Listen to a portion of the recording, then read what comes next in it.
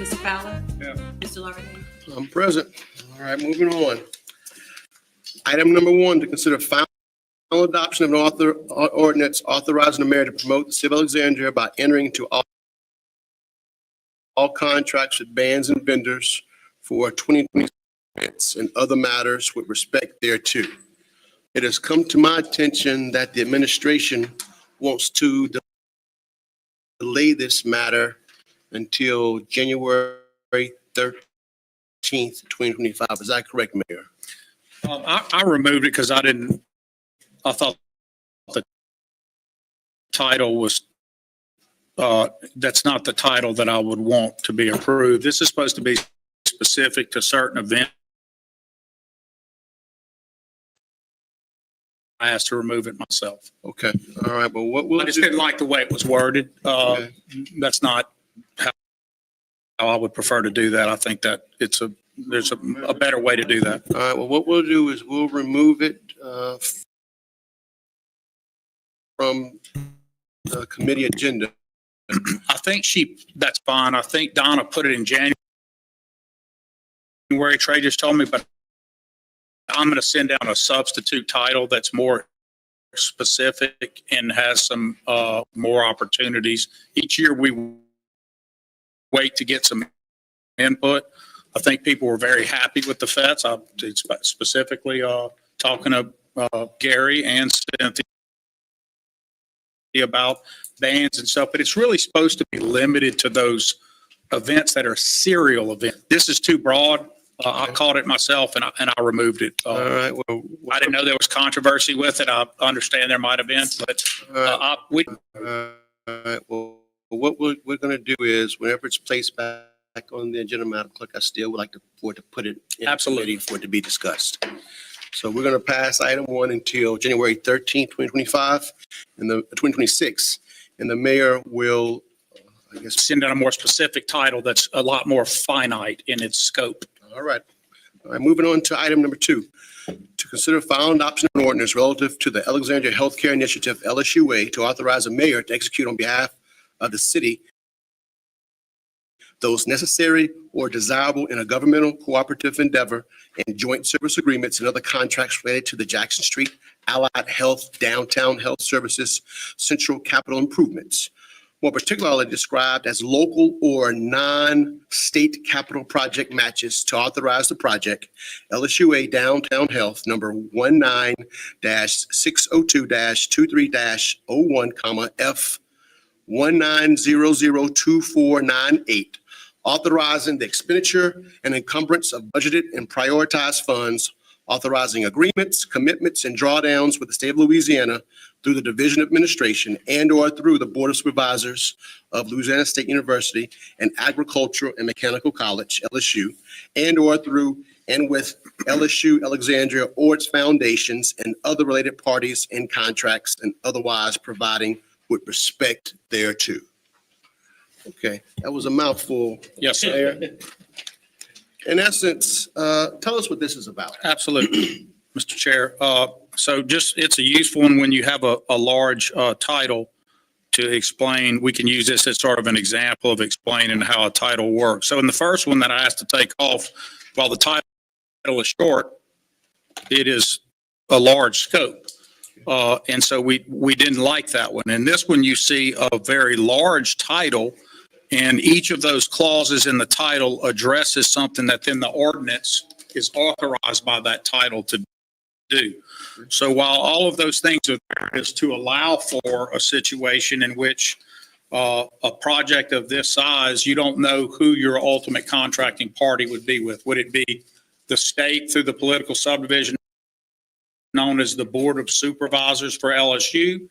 Does LSUA as a unit of that board have its own separate juridical authority to contract, which we think, Trey, not?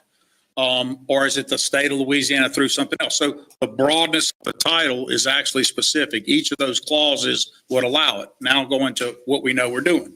I sent down a syllabus to each of you last week, and I texted a few folks. I think I sent it to Cynthia, to the Madam President, this syllabus that explains the project. The front page looks exactly as the cooperative endeavor will do. So while we have these authorizations, we would not be contracting with the foundation of LSU. We would be going through the Board of Supervisors. Okay, but Mayor, from the fact sheet, it looks like we've itemized $3 million. We have, in fact, in each budget since coming back, and in the most latest budget amendment, there has been appropriated since your last since the last budget for this year on section 8, we have as a priority 1, the LSUA Medical Allied Health Complex. Okay, but Mayor, what's the $3 million going to be used for? Our local match toward a $40 million project downtown. All right. So where the AC Buchanan building is, right across from the blood donor center. Plasma center. Right there, you see that older building, and there's a vacant property. Those two properties together will be a state-of-the-art allied health center. So that's nursing, radiation technologists, all those things other than doctors that would be trained there. And the renderings are unbelievable. So it's a $40 million project. We are the single biggest as the city participant in the joint service as a single participant, but we're not the total. So now, we're 3. Now, is the AC Buchanan building going to be raised and replaced?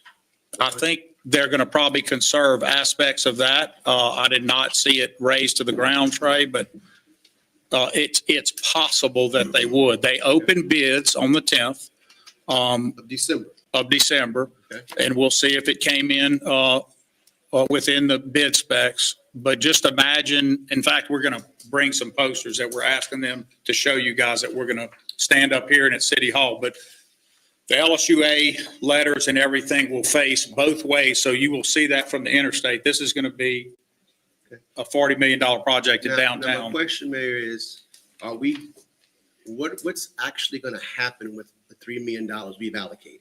So our $3 million has to go into the match for the physical project itself. So we give it to the state, and then they do what they want to do with it. And when I say state, just to make sure, Board of Supervisors could be the representative of the state, but it's not quite that way since we're public. Everybody else, so we wouldn't raise money from CLECO, other people contributed. Theirs goes to the foundation to be held. Because we're a public body, ours is in the form of the cooperative endeavor, which we provided to you. Ours is, I won't call it last in, last out money, but close. Because we're a public body, we can't just give $3 million, and we shouldn't, because the state has its own fiscal funding rules. It could change its mind, if you will. So our money is last in money, and we've outlined those deliverables to you. They have to meet certain milestones and agree to do certain things. Hiring things local, meet certain goals for the school, and they have to reach certain milestones of building so that we know that all the state money has reached a priority 1 before our match goes in. Okay. You said it's just smart to do it that way. You say hiring locals, what does that mean? Well, we're going to have some goals and initiatives that they're creating nurses that'll stay in there. The whole point is we have a shortage or dearth of nurses. So we want to see them make their bona fide efforts to meet our goals for keeping nurses local, providing incentives to keep people local, making sure that we're getting people who are local that are able to go there, go to the school and participate. We did the same thing for LCTCS when they located their campus, the same rough amount of dollars. It was a little different because we had a lot of property we could provide in that one. This one, they have the property donated to them. There were a number of ways to do it, and this seemed the easiest way. We have approved this. We have talked to the Commissioner of Administration, the governor's number 2 for these projects. Everybody is on board and ready to go, and they are okay and understand that the city cannot give $3 million. The city has to do it in tranches. So if you will. So what is a tranche? So a tranche would just be big amounts, but not all at one time. So they have to meet a milestone and they get one tranche. So They 1 meet a million, second 1 million, milestone. 1 million, Something along those lines, but it's, I can tell you what they are exactly, and they're in your packet. So the sum of $500,000 upon groundbreaking. So that means they've made it past bids, all the contracts are in place. We can all, as the public, judge that those things on track. Our first $500,000 goes in on the real groundbreaking. We have a definition internally for that. The next sum of $1 million would be on the architect or engineer certification that the project is 20% complete. Why does that matter? Well, if you think about how the state funds things, you've got to move money into priority 1. If you have money in priority 5, you may satisfy some constituents, but that's not real money. That's a promise to think about giving you some money one day. So we know at 20%, the state is all in. They're having to move their money and get there. The balance, or $1.5 million, is not paid until the project is 50% complete. At 50%, the project's going. There's no way to stop. Okay. So we're the last 3 on all the local matches of 40 million. Plus, in addition, we've provided to you, all of you, 2 executive summaries. The first one, all on one page, the letter of commitment, how we do this through the drawdowns. The second, the maximum amount is $3 million, and they have to meet the milestones. Fiscal funding, we do have, Mr. Lawverdane, as the state would, our own fiscal funding clause that says if someone is not meeting their deliverables before we finish this, this legislative body can not fund in the next year. If they didn't go to bid, or they then just said, look, we're going to hold the $3 million, we may build this in 10 years, we're out, and our money is back. So it is stacked where they have to go forward on the project, Right. and then they're the obligation. Is it possible that the $3 million commitment could grow? No, that's our maximum stated amount, and that's the project amount. We would not, there is no circumstance under which your legislation authorized today allows more than $3 million. Not from the city. Any questions? All right. All right. Thank you, Mr. Lawverdane. Thank you, Mayor. All righty. Item number 3, to consider final adoption of an ordinance authorizing annexation of 6.896 more or less acres of land, tract of land located at 2711 North MacArthur Drive and part of lots 54 and 55 of Experiment Plantation situated in sections 18 and 19 of Township 4 North, Range 1 West, Rapides Parish, Louisiana, AC1, Limited Commercial District, MFO, Multifamily Overlay District. Zoning classification is requested upon annexation for the development of a nursing home facility. All right. So in essence, what we want to do is include some land, we want to add some land and rezone it. Next to, along Bayou Rapides, there is a piece of property that, for whatever reason, is not in the city Okay. and hasn't been. It was, some of the councilmen may know some answers that I don't, but apparently the owner at one time did not want the property in the city. I would imagine it was a belief that that was a tax harm, when in fact it would have been a gain, but people don't always believe that. So that property remained an island right in the heart of the city. I have heard through whatever you want to call it, people, this is not the Pentecostals of Alexandria, and I was asked to make sure that was clear. They are not getting in the nursing home business or doing anything with nursing homes.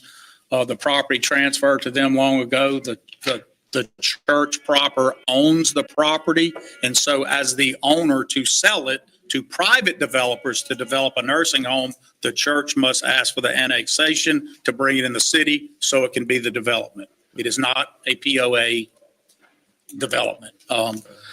I thought about not bringing it up since it wasn't brought up, but because there's been so much talk about that, I wanted to make sure people understood that because that community is big enough where even members, I think, were hearing things. So let me just be clear, it's not a POA development. The POA owns the property and is simply changing the annexation so it can then transfer it as in the city to the development that will be developing a nursing home.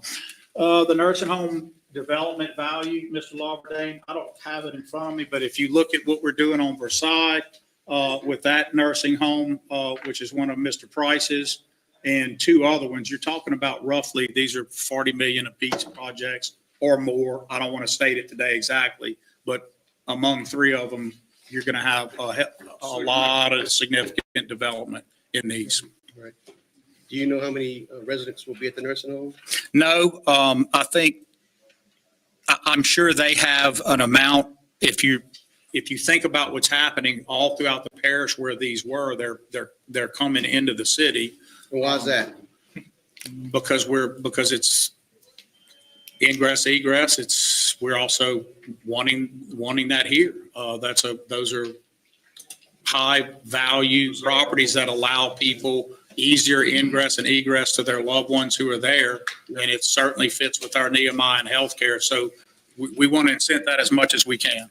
Now, has the city had any interaction with the new owners? We have with regard to the first one on Versailles. We are working a third one that is not, we don't know their full plan yet, but we're working on a third one in the heart of the city. That will be great if we can land that too. And with this one, the first interaction is this interaction to approve the annexation. The annexation goes forward, we can look at any other needs they may have. Without the annexation, I don't know that they would do the project or not. Do you have any idea? Maybe a condition of the sale. Yeah. I mean, we don't get into the private side until they're fully, this is all about annexing a property that should not be in the city anyway. It should be in the city. If you look at it on the map, you're talking about an island right in the heart of the city. There's no reason for it not to be, except that the owner prior to POA, who I'm sure had a transaction with them, just looking at who it is, his name, didn't want it in the city. Do you have any idea how many jobs it will create? You don't know that. We just wouldn't have that yet. Okay. This is just, but we will. And especially if they were to seek any other incentives from us to build it at a certain level, then like LSUA, right?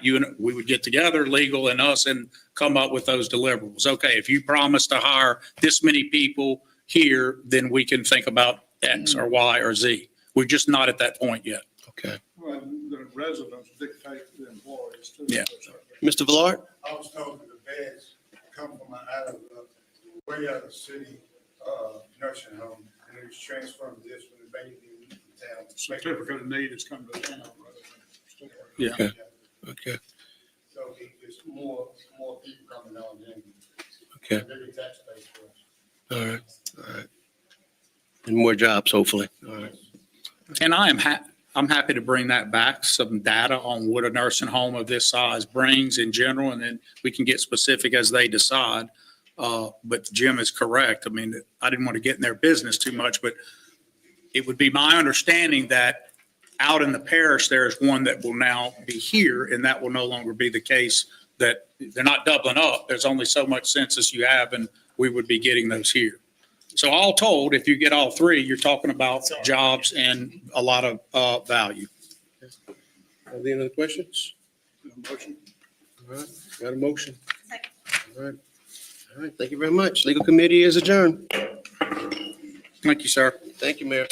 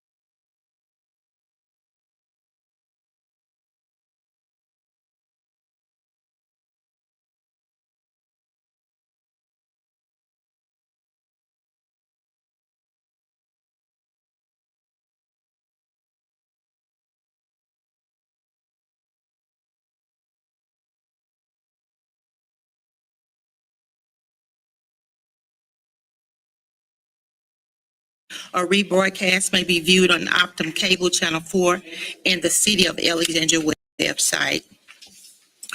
We are going to have the invocation by Ms.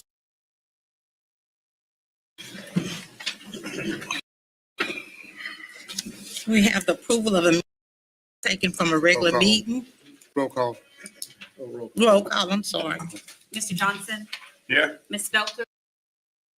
Here. Mr. Green? Present. Mr. Fowler? I'm here. Mr. Valor? Here. Ms. Lawrence? Here. Ms. Perry? Here. Madam President, you have a quorum. An approval of the minutes taken from a regular meeting held on November 18th. I need a motion and a second. Second. Motion by Councilman Fowler, second by Councilman Green. Public comments, what section of the written minutes would you like to make a comment on? If anybody has a comment on that. If not, in the written minutes, there will not be any discussion or comments, only on the minutes only. If you have any questions pertaining to any items on the agenda, please contact administration before or after the meeting. Discussion? All in favor? Any opposed? Motion carried.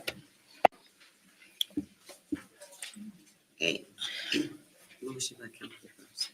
A, motion by the councilperson to reconsider ordinance number 124-2025 to award Masonic Sports Court. Move. Motion by Councilman Valord, motion by Council Fowler and second by Council Valord. We have any public comments? Discuss? Trey? Yes, ma'am. Madam Chair, the city engineering department noted that there was a typo in the adopted ordinance. There was, the bid that came in, it should have been $881,094 rather than $811,094. Could you repeat that? Repeat that. Yes. The base bid that was adopted was not consistent with the bid package that was attached. And it's a typo. And we're asking for reconsideration to correct so that the base bid price will go from $811,094 to $881,094. Right here. And that changes the total price to $992,716. There's no change in the actual bid. We're just trying to get the correction for the amount of the contract. The money's budgeted. So it was just a typo? Yes. Just a typo Typo. correction. All right. Okay. You have any public comments, discussion? All in favor? Any opposed? Motion carried. F, public hearing. A, to hold a public hearing concerning amending and reenacting Article 3 of Chapter 2, Section 2-46 through 2-50 of the Alexandria Code of Ordinance relative to City Council District, repealing ordinance number 37, 2024, and reenacting City Council District boundaries and descriptions in ordinance number 153, 2022, relative to redistricting and reapportioning City Council District 1, 2, 3, 4, and 5, as shown on the map titled City of Alexandria Council District, prepared by the Office of City Engineer to provide for effectiveness and other matters with respect thereto. Need a motion, please? A second? Second. Motion by Councilman Valord, second by Councilman Johnson. To open the public meeting. Have any public comments? Discussion? All in favor? Any opposed? Motion carried. Public hearing. The public hearing is only to be commented from the citizens. There will be no discussions. Each person will have no more than 3 minutes to make a statement. The public hearing is now open. Now open. We signed up for the thing. There's a list over there.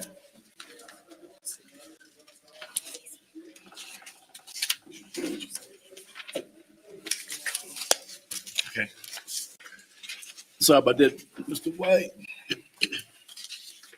Jay. I'm sorry about that. I'm gonna work. You're good.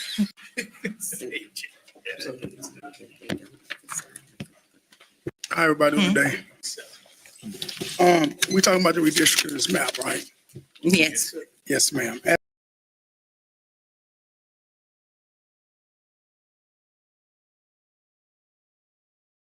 Johns came to us, he's like, man, you need to talk to the people to keep your areas. So I decided to keep a lot of my people because I was just coming to my seat.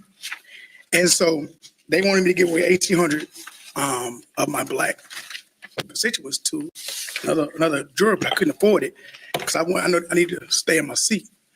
So when we came about the mayor getting the maps done, I wanted to make sure that we were always correct. And I talked to Matt multiple times, many times about this map. When they changed the map from the city of Alexandria, we figured it was going to be right because I share 62% of that district with 3 jurors, which is Ms. Lizzie Felter, Mr. Green, and Mr. Malcolm. So I know I had to make sure we all stay together to take care of our constituents. Change the map to Ms. Lizzie Felter way, it hurt the district. Because now I'm gonna have to go and fight to speak to other constituents that I still had, but they were feeling like they were wronged by changing the map. And I'm being very transparent to the public that I don't have to hide nothing that was done because it wasn't fair what was done for her. When I asked the question, why, Mr. Jones gave me an answer, said that they talked about his job. They talked about his job. A young man make a lot of money, and they wanted to take his job. So when we talk about transparency, let's be transparent. Because y'all hold us black elected officials to a standard, a high standard. We got to prove everything we do got to be proved by the public. All you worthy of being elected to the seats. All we worthy of doing is doing that. But we make changes, and then you got other people fighting against us. That's a problem to me. But when it comes to her, or whoever elected, it's cool. We're just elected to the seat and it's fine. So I got a problem with that every day. But I wake up and I got to fight to prove that I'm a great elected official. Because I know I'm good at what I do. But I asked the question today, Ms. Lizzie Felter, but you sit in the seat today. What have you done while you've been here in the seat? What have you done for your district? I never seen you in the district that you share with me. I never seen you talk to the people that I talk to, which are all black and white people. So me personally, I think the best representation is someone who's always out in the public. We out feeding people. We got to spend all our money. For my little $1,600 check, I make $1,600 as a police jury. That ain't no money, but I give it back to the community. Let's do what's right. Go back to the old master because that's what it was made for, gerrymandering. Thank you, Mr. Scott. Ms. McCall.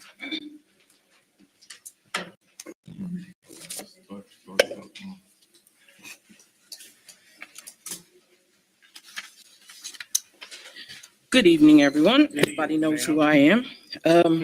So I'm looking at the numbers here that was used to make this change. We moved this decision that was made illegally according to your own homeroom charter, and the violation that was that took place with the behind the scenes negotiation that was made. You moved over 400 and something people from one district to another, and these people didn't even know this was taking place. They were at the number, according to what the census has to be, they have to be as closest to 9,182 people per district. We have 5 districts. When Ms. Felter and her little cronies got together and went behind everybody's back and did this, they moved people out of their district without them being notified. When are we going to stop this? When are we going to start taking in consideration the citizens of Alexandria? It just seems like a lot of power play is being done and the people are the ones who are the victims of the power plays. We moved people out of their district for one person. For one person. When are we going to stop? Alexandria has a lot of potential, but it has a stranglehold on it because only a certain amount of people can say something and make things happen. We're not even taking in consideration what everybody else wants. It's only a few people who can make choices, and the people don't benefit. So when you make this vote tonight, please take in consideration the people who are going to be affected by what took place. The transparency, like Mr. J. Scott said, it needs to be for real. We say that word so loosely and we don't even see it. Nobody's transparent. Everybody's doing things behind closed doors and negotiating and doing all these things, and the people are the victims. I'm not going to say they're the ones who's benefiting from it. They're the victims. When are we going to stop doing that to them and give them what they want? As a city, when are you going to stop? Alexandria has a lot of potential. And you guys know I talk about Alexandria all the time. It has potential, but you guys got to get that grip off of it and let it grow. And quit putting the power in the hand of 5 or 6 people to make these decisions for the whole city. Thank you. Thank you, Ms. McCall. Ms. Bell.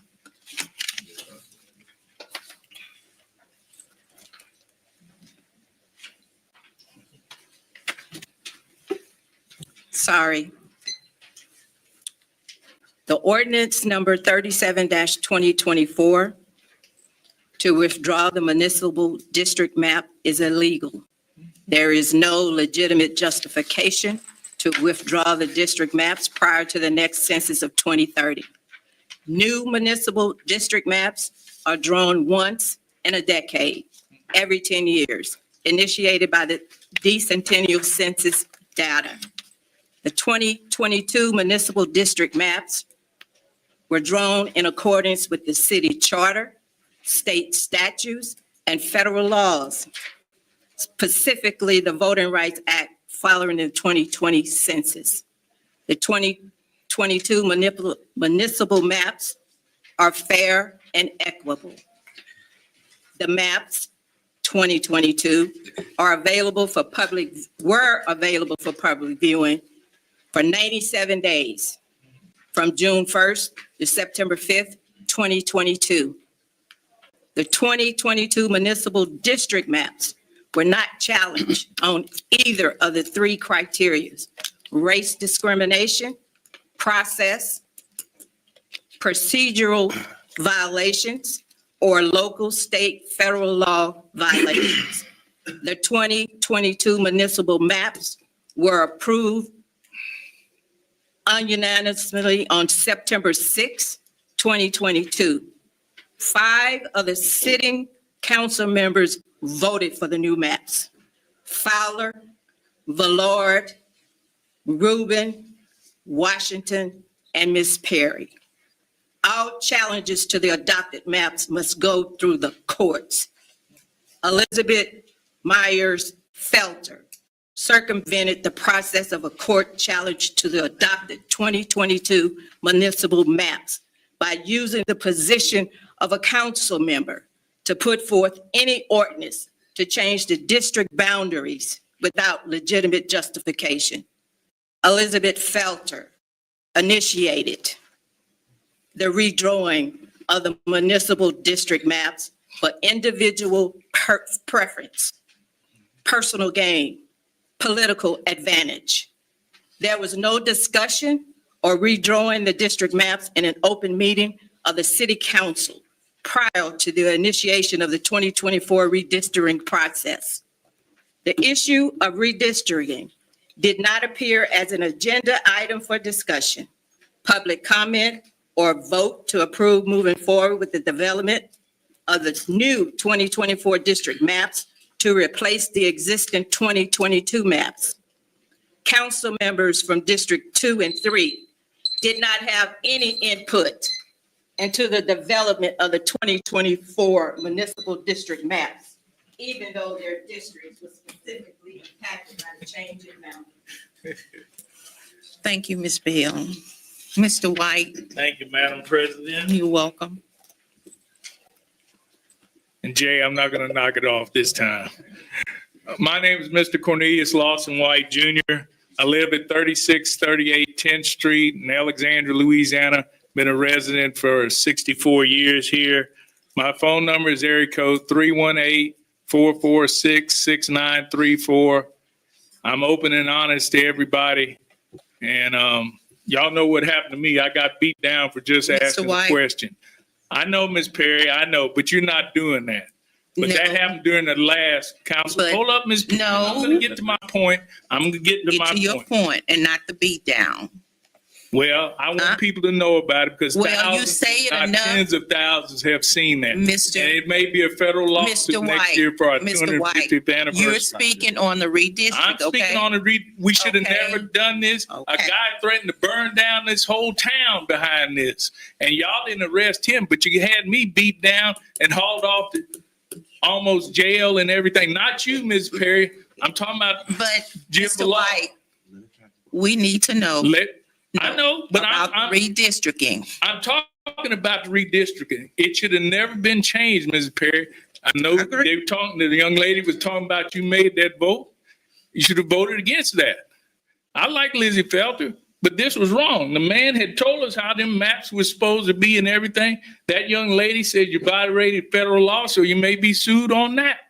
I mean, you just can't do, and see, when people see they get beat down, they don't want to come to the city council meeting and make their voice heard because they're scared. A lot of people out there are scared, ma'am. And I hope y'all open up them warming centers because it's going to freeze at night. We don't want none of our residents to freeze. But like I said, all of this stuff was handled wrong a couple of years ago. And people are watching Alexandria now. Like I said, our 250th birthday is next year for America. It may be some fireworks going on around here. So God bless you, ma'am. I'd like to talk to the news media, so keep your thing on after this is over with. I'm running for mayor, and I don't see the mayor here, so where's the damn mayor? The mayor need to be in here too. There you go, baby. He may be watching, but he needs to be in here. Because he never takes questions or nothing. He promised to go on 9:70 a.m. and take questions. Stephen Maxwell, you need to ask him that. Them white folks are asking, why doesn't the mayor come on every so often and speak to the people? Mr. 9:70 a.m. Mr. White, I'm just telling you. I know what you're telling us, but your 3 minutes is up. Thank you, ma'am. All right, God bless America. thank you. And God bless us. I'm with you on that one. Uh-oh. Okay, we don't have any more. So I need a motion and a second to close the public hearing. Move. Motion by Mr. Fowler, second by Mr. Lawberdane. Public comments, discussion, all in favor? Aye. Any opposed? Public hearing is closed. G, consent calendar, introduction of an ordinance authorizing the mayor to accept the low bid submitted for petroleum products for various departments. Number 2, introduction of an ordinance authorizing the mayor to accept the low bid submitted for electric utility right-of-way emergency services. Number 3, introduction of an ordinance authorizing the mayor to accept the low bid submitted for service utility body. Number 4, introduction of an ordinance authorizing the mayor to provide funding for the local match for the Louisiana Watershed Initiative project and other matters with respect thereto. Number 5, introduction of an ordinance rescinding ordinance number 18-2025 for qualified valid exercise program services. Number 6, introduction of an ordinance rezoning property located at 1734 Abbott Street, Alexandria, Louisiana, from a SF2 single-family district to a B1 neighborhood business district. Number 7, introduction of an ordinance authorizing the mayor to enter into a corporate endeavor agreement with Pafford Emergency Medical Service to support emergency medical training program with the Alexandria Fire Department. Number 8, introduction of an ordinance authorizing the mayor to renew the current contract for disaster debris removal, reductions, and disposal services. Number 9, introduction of an ordinance authorizing the mayor to renew the contract for emergency debris removal monitoring services. Number 10, introduction of an ordinance authorizing the final renewal for mixed debris removal and disposal services. Number 11, introduction